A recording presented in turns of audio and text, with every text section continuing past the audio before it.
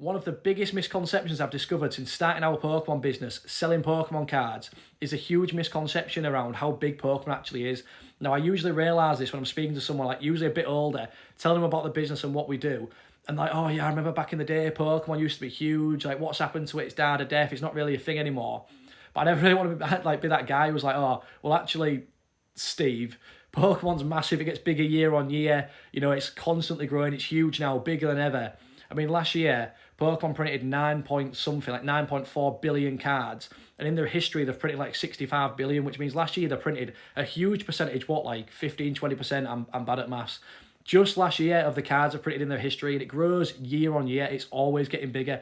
There's just a huge misconception about how big it actually is, and people think it's kind of dead, but in reality it's crazy, crazy big. And people are always shocked when I kind of like tell them a little bit about how big it is. They can literally never believe me.